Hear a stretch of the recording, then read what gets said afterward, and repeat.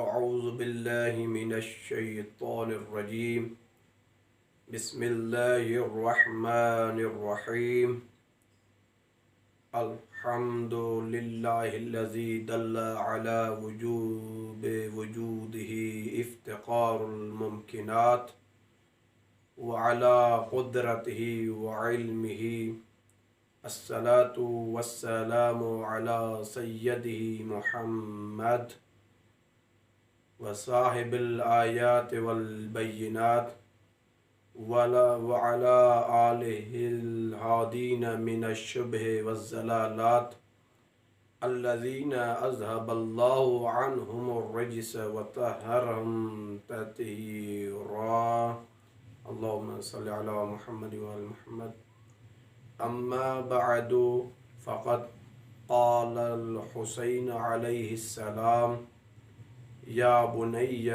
كيف الموت عندك؟ وقال القاسم: الموت عندي أحلى من العسل. عزیزان گرامی، سامعین قدر، ناظرین قابل احترام، عزاداران سید الشہداء، جیسا کہ آپ بہتر جانتے ہیں یہ ایام عزا ہیں اور مخصوص ہیں شہدائے کربلا کے ساتھ اور سید الشہداء کے ساتھ. لہٰذا ان ایام عزا کی مناسبت سے میں آپ عزیزان کی خدمت میں تعزیت عرض کرتا ہوں، اور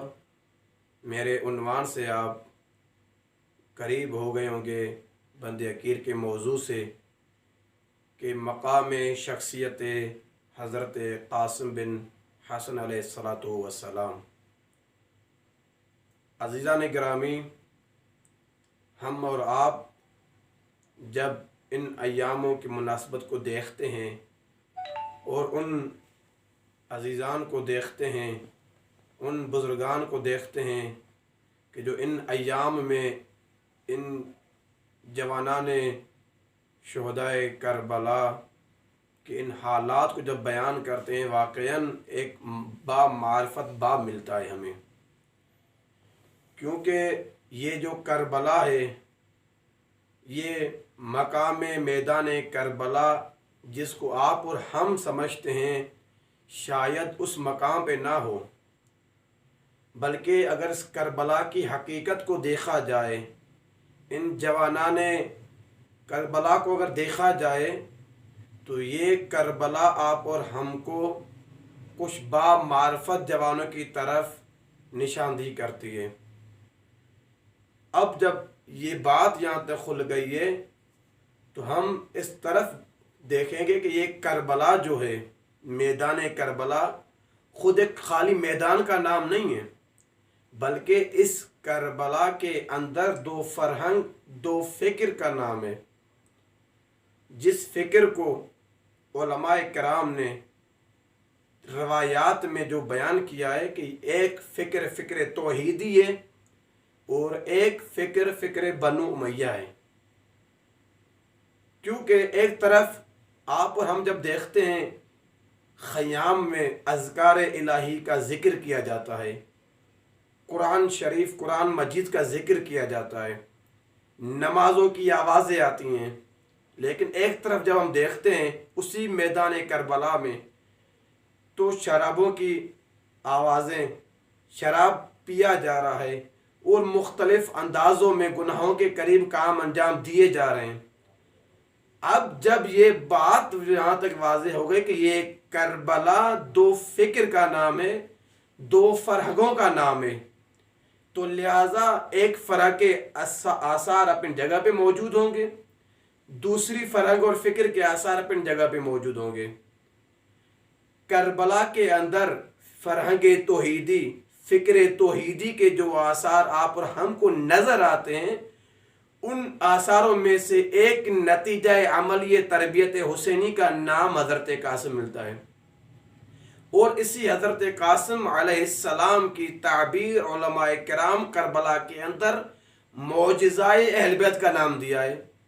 کہ حضرت قاسم علیہ الصلاۃ والسلام اہل بیت کی تربیت عملی کا معجزہ ہے۔ معجزے کی تعریف کیا ہوتی ہے؟ کہ مد مقابل سامنے والا اس کا کوئی مقابلہ لے کر آ جائے، یعنی وہ عاجز ہو اس طرح کی اور کوئی چیز لے کر آنے کے لیے۔ لہٰذا بنو امیہ کے پاس ایسی کوئی طاقت نہیں تھی، قدرت نہیں تھی کہ حضرت قاسم جیسا جوان دنیا کو دکھائے۔ واقعاً حضرت قاسم معجزہ ہے اہل بیت کا، تربیت حسینی کا تربیت یافتہ جوان، ایک جوان نابالغ، لیکن جب کربلا کے میدان میں آتا ہے، فرہنگ توحیدی میں اپنی جوانی کو آگے لے کر آتا ہے، تو وہ ہمیں واقعاً قاسم با معرفت جوان نظر آتا ہے۔ دیکھیں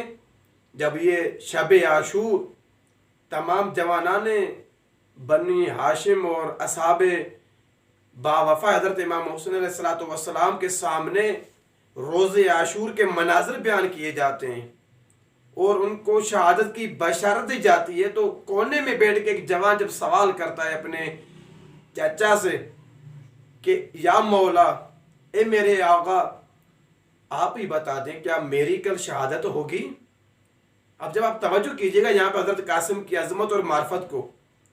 ہم یہاں تک فقط مصائبوں میں بیان کرتے ہیں کہ اگر اسی کو اگر فضائل کی وادی میں لے کر آ جائیں، مقام اور شخصیت کی عظمت کے مورد میں لے کر آ جائیں، واقعی حضرت قاسم ایک با معرفت جوان نظر آتا ہے۔ جب حضرت امام حسین علیہ الصلوۃ والسلام نے حضرت قاسم کی یہ حالت دیکھی، یہ کیفیت دیکھی، تو فوراً ایک سوال کیا، جواب نہیں دیا، ایک اور سوال کیا اپنے جواب کے قریب لانے کے لیے کہ یا بنیہ کیف الموت عندک، آپ نے ابھی تو یہی تو کہا کہ میرے آقا آیا میں کل شہید ہو جاؤں گا، تو آپ یہ بتائیں کہ آپ کی نظر میں موت کیا ہے؟ وہاں پر حضرت قاسم واقعاً اس کیفیت کو دیکھ کے فرماتے ہیں کہ الموت عندی احلی من العسل، بابا، مولا، آغا، یہ موت میرے لیے عسل سے زیادہ شیرین تر ہے۔ اب سوال یہ پیدا ہوتا ہے کہ حضرت قاسم علیہ الصلوۃ والسلام نے اس جوانی کے عالم میں ابھی تک حد بلوغ تک نہیں پہنچا، لیکن موت کو کس مقام پر بیان کرتا ہے؟ اور دوسری بات یہ آپ پر ہم توجہ کریں کہ وہ مقام کون سا ہے؟ روز عاشور، یعنی شب عاشور، روز عاشور کے لیے ارشاد فرما رہا ہے کہ یہ موت میرے لیے اصل سے زیادہ شیرین تر ہے۔ اب یہ مقام جب حضرت قاسم کا ہم دیکھتے ہیں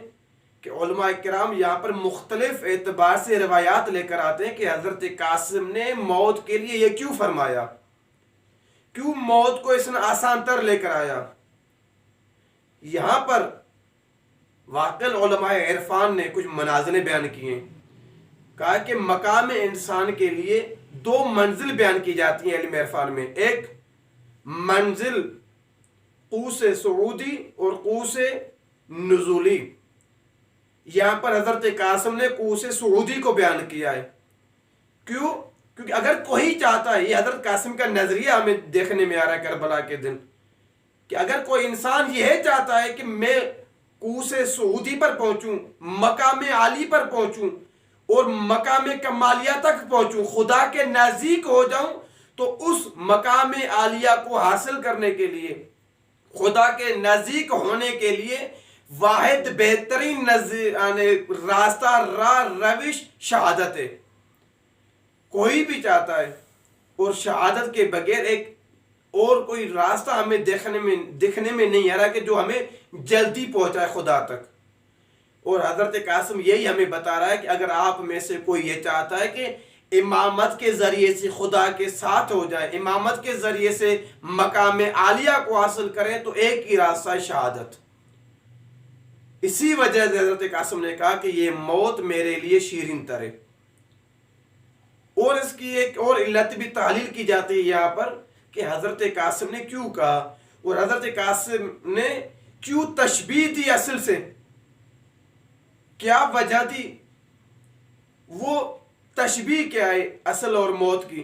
کہا ہے کہ وہاں پر ہم جب اس بات کو دیکھتے ہیں کہ کیونکہ اصل ایک شیرین مادی ہے اور شہادت شیرین معنوی ہے، آپ اور ہمارے سامنے اصل کی تشبیہ، اصل کی صورت، اصل کی حالت آپ ہمیں دکھنے میں آتی ہے، محسوس کرتے ہیں ہم اس عالم مادی میں کہ یہ اصل کتنی شیرین تر ہے، لیکن حضرت قاسم نے اس اصل کو لے کر آیا اور ایک چیز معنوی کے ساتھ تشبیہ دی، یعنی خود چیز معنوی کو لے کر آ کے ایک شے مادی کے ساتھ تشبیہ دی، اور کیونکہ اس مادی چیز سے زیادہ معنوی چیز شیرین تر ہوتی ہے، یہاں پر حضرت قاسم اسی مقام میں بیان کرتا ہے کہ میرے لیے اس مادی چیز سے زیادہ معنوی چیز شیرین تر ہے، جو مقام شہادت ہے۔ حضرت قاسم مطمئن تھے، قلب قاسم مطمئن تھا کہ جب امامت کے ساتھ ہو بندہ، جب امام حسین کے حمایت میں ہو انسان، دین خدا کی حمایت میں ہو انسان، تو یہ انسان کمال عالیہ تک پہنچتا ہے، اور اس کمال عالیہ تک پہنچنے کے لیے ایک راہ اور بہترین راستہ شہادت کا ہے، اور وہی مقام آپ اور ہم کو دکھنے میں آ رہا ہے کہ حضرت قاسم نے اسی شہادت کو اپناتے ہوئے حضرت امام حسین کے سامنے کہا کہ اے میرے بابا، اے میرے آقا، یہ موت میرے لیے اصل سے زیادہ شیرین تر ہے، کیونکہ حضرت قاسم چاہتے ہیں کہ جب حسین میرے ساتھ ہے، جب دین خدا کی حمایت میں ہم یہ جان قربان کر رہے ہیں، اس سے زیادہ کوئی چیز ہمارے سامنے نہیں ہے، تو لہٰذا آپ اور ہم بھی اس جوان حضرت قاسم کی سیرت کو اپنے لیے ایک نمونہ بناتے ہوئے ہم اس بات کو محسوس کریں کہ کل کے حسین کے لیے حضرت قاسم نے کیا فرمایا کہ اگر میں امام میں وقت کے ساتھ اگر میں موجود ہوں تو اس وقت میں اس دنیا کو نہیں چاہتا۔ یہ الگ بات ہے کہ حضرت قاسم کی جوانی ہے، لیکن اس جوانی کو قربان کر رہا ہے حضرت امام حسین کے لیے، تو آج ہم آپ اور ہماری ذمہ داری بنتی ہے کہ ہم وقت کے حسین کے ساتھ اپنی جوانی قربان کریں، جس طرح حضرت قاسم نے مولا حسین کے سامنے اپنی جان کا نذرانہ پیش کیا، اور ہم اور آپ بھی وقت کے حسین کے ساتھ اپنی جان کو قربان کر دیں اور اس کے جان کو حاضر کریں۔ تو لہٰذا حضرت قاسم جب روز عاشور اپنے مولا کے قریب آتے ہیں، امام حسین کے نزدیک آتے ہیں اور اجازت لیتے ہیں شہادت کے لیے، تو آپ اور ہم یہ تو اس بات کو محسوس کریں کہ اس وقت حضرت امام حسین کے لیے کتنا سخت منظر ہوگا کہ جب حضرت قاسم کو اجازت دے گا کہ آپ جائیں میدان کربلا میں۔ یہ فقط میں نہیں کہتا، مقام معظم رہبر ہی فرماتے ہیں کہ امام حسین کے لیے کربلا میں کچھ سخت مراحل تھے، ان سخت مراحل میں سے ایک مرحلہ سخت وہ تھا جب حضرت قاسم امام حسین کے سامنے آئے تھے قربانی کے لیے، اجازت لینے کے لیے، کیونکہ حضرت قاسم تھے با معرفت جوان، جب یہ قربان ہو میدان کربلا کے لیے، آیا امام حسین کے لیے اور کوئی سخت مرحلہ ہو سکتا ہے؟ واقعاً قربانی حضرت قاسم، جب مولا قاسم آتے امام حسین کے سامنے، کہتے ہیں کہ امام حسین سے برداشت نہیں ہوتا، گش کھا کر بے ہوش ہو جاتے ہیں۔ بالآخر جب وصیت نامہ حضرت قاسم امام حسین کے سامنے پیش کرتے ہیں، اس وصیت نامے کو لے کر حضرت امام حسین جب قاسم کو گوش میں لیا، اتنا روئے، روایات کی جملے کہ اتنا روئے کہ وہ بے ہوش ہو گئے دونوں۔ اب یہ نہیں پتا کہ حضرت امام حسین حضرت قاسم کو کس نے ہوش میں لایا، اور جبکہ روایات میں ملتا ہے کہ پانی بھی نہیں تھا۔ لیکن عزیزان گرامی، یہ عالم غربت امام حسین جب حضرت قاسم کے سامنے تھا، اور بالآخر سخت مرحلے کے بعد حضرت قاسم نے جب اس عالم غربت کے بعد جب اجازت لی ہے موت کی میدان کربلا میں جانے کے لیے، مجھے نہیں پتا حضرت قاسم نے خیام سے کیسے اجازت لی اور کس طرح میدان میں گئے، ماں نے کیسے برداشت کیا۔ ہاں عزیزو، جب یہ حضرت قاسم میدان کربلا میں جاتے ہیں، کثیر تعداد میں دشمنان امام حسین اور دشمنان کربلا اور دشمنان دین کو واصل جہنم کرتے ہیں، اور بالآخر حضرت قاسم جوان تھے اور پیاسا تھے، حضرت قاسم زیادہ نہیں نہیں لڑ پائے. عزیز حضرت قاسم جب زین سے زمین پر آ رہے تھے ایک صدا بلند کی یا اما ودرکنی یا اما ودرکنی، اے میرے آقا حسین میری مدد کیجئے. عزیزو جب مولا حسین یہ صدایں تھی فوراً مولا حسین خیام کو چھوڑ کے مولا حضرت قاسم کے قریب آئے. مجھے نہیں پتا حضرت قاسم کے اوپر مولا حسین نے کس طرح یہ برداشت کیا ہوگا. عزیزو جوانوں کی لاشوں کو اٹھانا بہت مشکل ہوتا ہے. اللہ اللہ